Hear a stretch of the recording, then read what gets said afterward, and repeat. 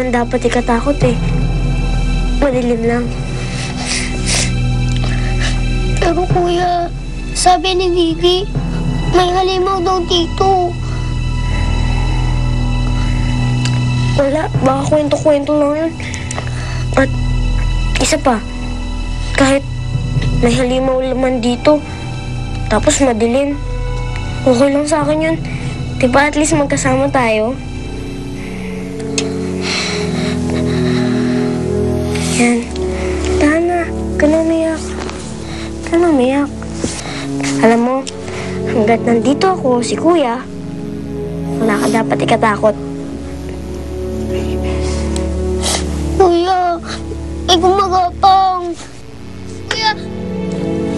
Please lang yun.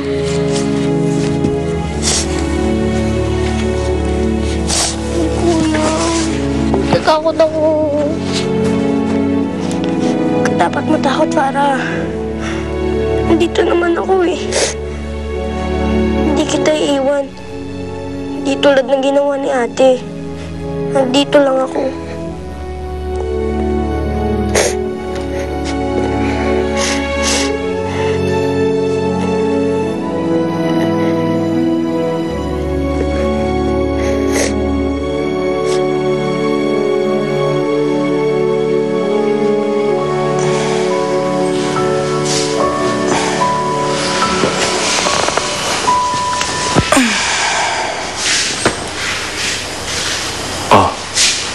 Tapos na ang siesta mo?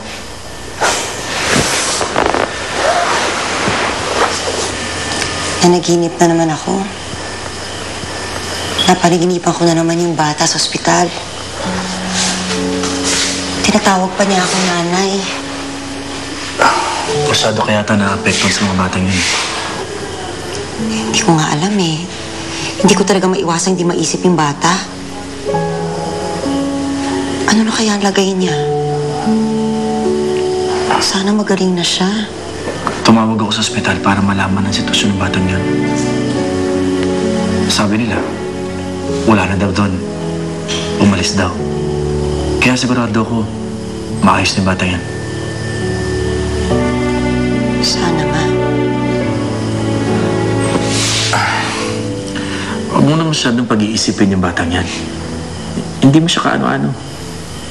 Mami! Ayan pala yung mga bata eh. Maaga na tapos klase namin. Mami, I need your help.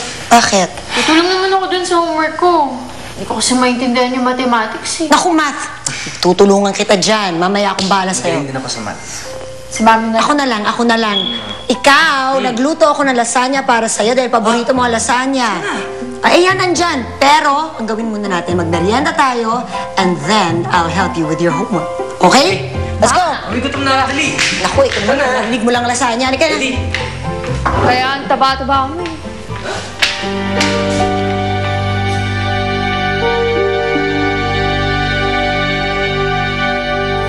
Natatakot ka pa ba, Farah? Hindi na masyado. Tama ka, Kuya. Mas pipiliin kong makulong dito kasi magkahiwa-hiwalay tayo. Tsaka, paano na ako babalikan ni Ate Emily pag naampun na ako? Kalimutan mo na siya, Farah. Iniwan niya na nga tayo dito eh. Kalimutan mo na siya. Huwag mo na siyang isipin. Kuya naman, huwag ka naman ganyan. Huwag ka naman galit kay Ate Emily. Siguro naman, ayaw rin niya na magkahiwa-hiwalay tayo. Napilitan lang siya dahil sa sitwasyon natin ngayon. Hindi. Pinamigay niya tayo ng walang sabi-sabi. Niloko niya tayo. Diba ang usapan natin? One for all and all for one? Na hindi tayo maghihiwalay-hiwalay. Pero kinalimutan niya yun. Siguro kasi, mas naging pabigat tayo sa kanya. Kaya yun. Mas pinili niyang maghiwalay-hiwalay na lang tayo. Kaya galit ako sa kanya.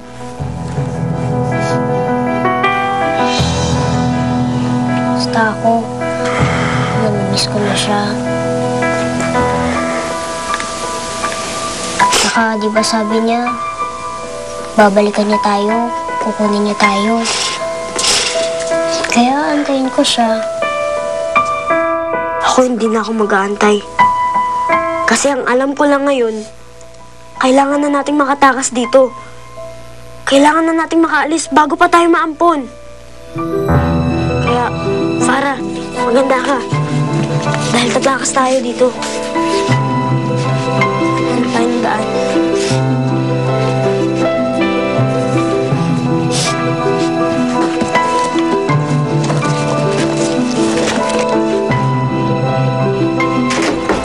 Hoy, kayong dalawa, gising na ba? Hoy, Opo, gising na po, gising na po. Gising na po. natutunan niyo na ba leksyon niyo? Opo, opo, opo.